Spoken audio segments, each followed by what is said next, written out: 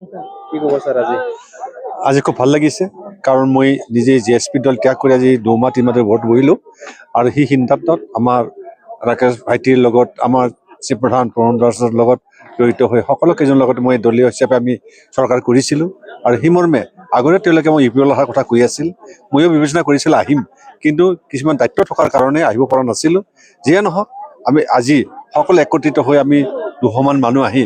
যোগদান কৰিলোঁ U P এলত যোগদান কৰিলোঁ আৰু যোগদান কৰি ভাল লাগিছে আগন্তুক যে MLA ইলেকশ্যন আমি কেনেকৈ আগবাঢ়িব লাগে পলিচি কৰি যেন যিমান দাম কেণ্ডিডেট দিয়া হয় সকলোকে জিতাই নিয়াৰ কাৰণে এটা প্ৰস্তুতি কৰিম আহিব লগা হ'ল কাৰণ যিজন আমাৰ প্ৰেচিডেণ্ট প্ৰাক্তন সাংসদ নৱশৰণীয়া তেখেতৰ একচ্ছিত নায়ক সি অকলে কৰিব খোজে সকলো কামবিলাক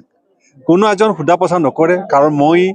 তাৰে ভাইচ প্ৰেচিডেণ্ট আছিলোঁ এই বছৰ vice president plus chief patron আছিলোঁ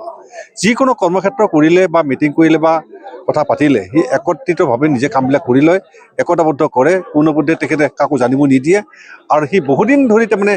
এইবাৰ ইলেকশ্যনত যে আমাৰ এনেকুৱা হ'ব লগা হ'ল তেওঁ বি পি এলৰ এলায়েঞ্চ আছে এলায়েঞ্চ কাটা পাৰি লাষ্ট পৰ্যন্ত তেওঁৰ কোনো এলায়েঞ্চ নাথাকিলে সেই মৰ্মে তেওঁ মানুহক ধোকা দি আছিলে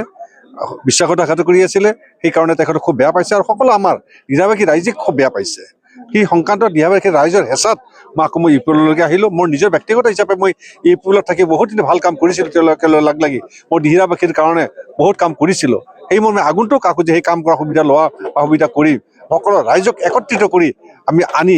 আগবাঢ়িবৰ কাৰণে চেষ্টা এটা কৰি আছোঁ কেইজন আহিলে? আজি আমি 200 জনৰ ওপৰত আহিছোঁ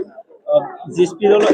ধ্বংস বুলি কৈ আছে। জিএছপি ধ্বংসই মই নাই মানে জিএছপি নাই পূবৰ পৰা পশ্চিমলৈকে মোৰ দ্বাৰাহে জিএছপি চলি আছিল মই যেতিয়া জিএছপি ত্যাগ কৰিলোঁ সেইদিনাখন জিএছপি ঠাণ্ডা কাৰণ কোনো এজন ব্যক্তিৰ তাৰমানে তেনেকুৱা ব্যক্তি নাই যে তেওঁ আগবাঢ়ি যাব পাৰিব এনেকুৱা ব্যক্তি মই আজিলৈকে দেখা নাই।